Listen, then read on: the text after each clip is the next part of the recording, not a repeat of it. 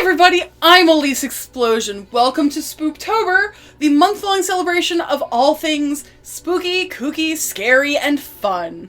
So today, we have a very, very special video. This is yet another one of our Hills to Die On series, in which behind-the-scenes Karen gives me a series of questions where I have to firmly put my foot down and say, definitively, am I dying on this hill for Halloween? Yes. Yes, I am. How many questions do we have, Karen? There are 10 questions this time. A couple are related. So I'm just gonna go right in and start with number 1. Homemade or store-bought costumes? Yes. I literally cannot pick at this point in time. As someone who has cosplayed in the past, who has made her own costumes, who had a lot of homemade costumes growing up, but also as someone who has purchased costumes, who has purchased components to costumes, I don't care. Wear your costume. I hope you love it. There have been times where I have just had no time whatsoever to come up with a costume, to take the time to sew, to create, to make something new.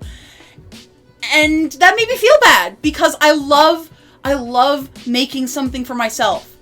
But on the other hand, there's a lot of really spectacular store-bought costumes that leave just as cool of an impact and look just as good. Things have come a long way since we were kids. Yeah, things have come a long way since, wearing a dress with the character's name on it. Or one of those, like the early 90s, or the early 80s, like, wear a mask and then, like, a plastic bag that says the character on it. They're so great now. In fact, I actually have a store-bought costume for this year because I didn't have the time. What are you gonna be this year? Oh my god! But I cannot, the firmest answer I can give here is wear your costume. I don't care where it's from. And this is why it's a Hills to Die On series. You pick a stance. Yeah. You pick a stance and you go for it. Next question, please. Is there an age people should stop trick-or-treating? Well, okay. As a person who trick-or-treated all through college, who am I to say? I do think probably after, like, college graduation, if you're not going around a college town, it's probably a little weird. And I say this with all the love in my heart, because if I could still trick-or-treat at age 35, I hecking would. That's one of the things I loved so much about childhood Halloweens. I loved going trick-or-treating, seeing other kids out, going door to door and getting cool candy from the entire neighborhood. That was so great. I loved it. I think if you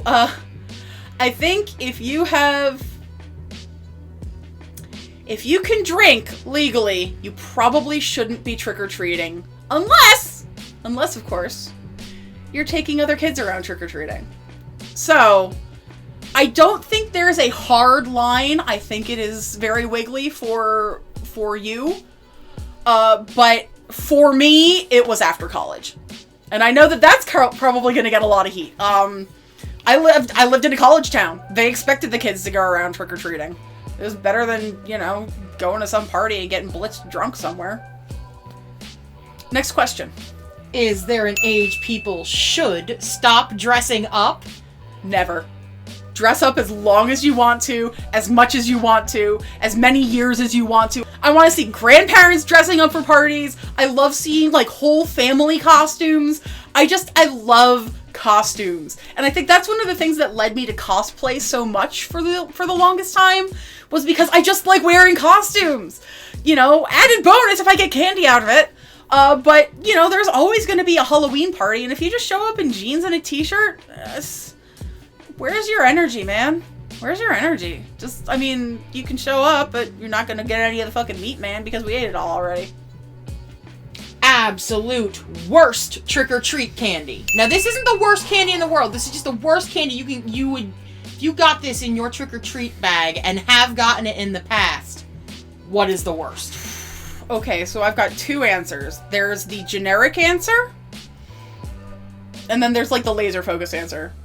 The generic answer are those, like, peanut butter taffies.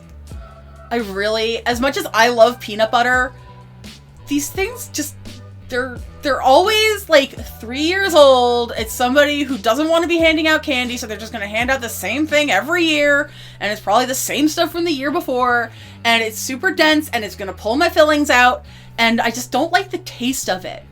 But as for, and this is going to be a really, really hot take, don't give plain chocolate out. If you just give out a regular-ass Hershey bar, who hurt you? Regular Hershey bars are, like, exclusively for use in s'mores. And, frankly, you'd be better off using a Reese's peanut butter cup in a s'mores these days if you're not allergic to peanuts. So, my final answer is just, like, a plain chocolate bar. Especially dark chocolate. You're evil if you give out dark chocolate. I'm sorry. Like, you're probably some, like, health nut who's like, oh, well, I heard that dark chocolate is better for your heart. Yeah, dark chocolate tastes like ass. Next question. Absolute best trick-or-treat candy. Okay, mine are all, like, peanut related. So, Reese's Peanut Butter Cups, Butterfinger bars, I love them. Dots are an unsung They are hero. not peanut related. They're not peanut related, but they're really high on my list. And also, if I ever see them, there's, like, 2 more that are super uncommon, but when I get them, I'm super stoked. They're the flavored Tootsie Rolls. I love those. And that's like, if you go to Costco and you get one of those, like, big child mix boxes. Do they even make those anymore? Like, child? Yeah, it was called, like, child mix. We used to get them, and it was like, it was Tootsie. So there would be, like, Tootsie Roll Pops and Tootsie Rolls and all kinds of, like, different kind of Tootsie Pops and stuff. But they always had, like, the flavored Tootsie Rolls, and I love those. And the other one that I never see, but I always want, is Hershey's Cookies and Cream. It's a mouthful of cookies in every bite. And I love that. That is so good. Top tier. I don't care if it's not actually chocolate cream or whatever it is. Don't care. It's delicious. Next question, please. Is Nightmare Before Christmas a Halloween movie? Nightmare Before Christmas is a dual duty movie. Nightmare Before Christmas is in fact a Halloween movie, but Nightmare Before Christmas is also a Christmas movie. I think it can be watched for both holidays equally and enjoyed for both holidays equally. I will say the only thing I really dislike about Nightmare is the Haunted Mansion overlay. I think Haunted Mansion Holiday is a mistake. I don't like it. I don't want it. Please keep it away. As someone who has literally never been to Disneyland and will probably never get a chance to see Haunted Mansion Holiday, I still don't want it. But I think in general, I think that Nightmare Before Christmas is a very good cautionary tale, and I think is applicable equally for both holidays. So, the answer is yes. But is it a Christmas movie? Also yes. What is your favorite piece of Halloween media? So this is actually something that is more modern for me. I don't have childhood nostalgia for it, but I absolutely love watching the Halloween shows on Food Network.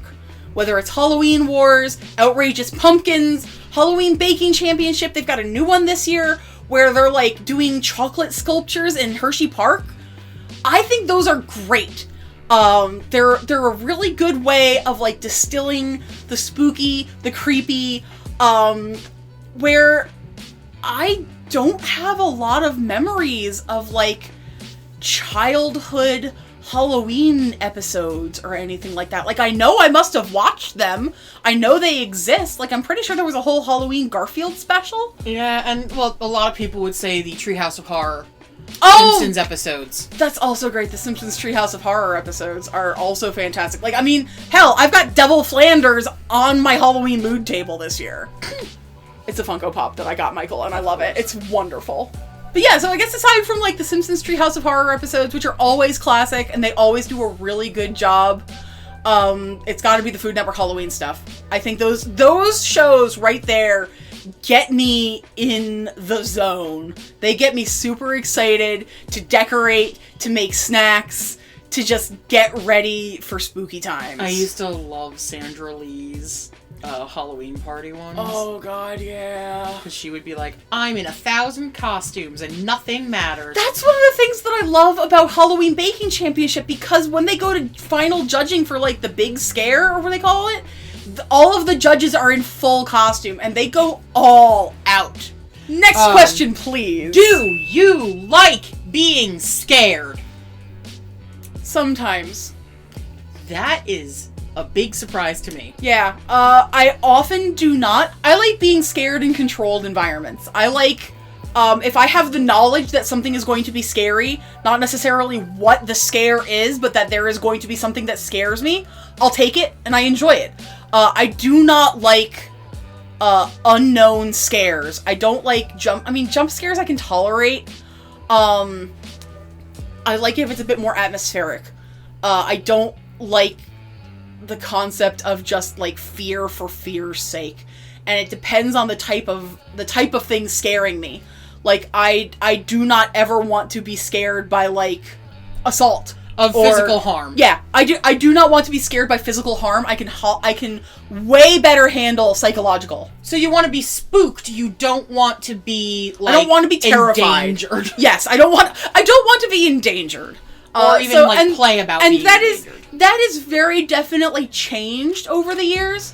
There were I think I've grown into appreciating it a bit more. But there have been a lot of times, especially when I was younger, where I just couldn't even tolerate the concept of a horror movie. And horror movies do get me, like, big time scare. But I've gotten a lot better at it over the years. Being around people who enjoy horror that I know are not, like, going to endanger me makes a big difference. Next question, please. There are 2 last questions. Okay. What's something that isn't Halloween but feels like it is? Okay, I thought long and hard about this one, and my definitive answer right here is going to be the Rocky Horror Picture Show. There's nothing explicitly Halloween-y about Rocky Horror Picture Show. It doesn't take place, I don't think it even takes place in October. I think it takes place in, like, April. I could be very wrong with that. But there's there's nothing explicitly Halloween. There's nothing in the lyrics of the songs that say it takes place at Halloween. No, it is a raunchy, good time for the most part. And I think that there is enough horror to it that it lends itself well to the holiday, but it's also, like, a real campy kind of horror. And there's a lot of dress up. And there's a lot of, like, dress up. There's Tim Curry in a corset. There's, the songs, and it's honestly, that's, like, the only musical I like. So yeah, I'm gonna say Rocky Horror Picture Show, and I'd really like to see Rocky Horror live again someday. That was a lot of fun. And the last question. What's something that is Halloween, but feels like it isn't?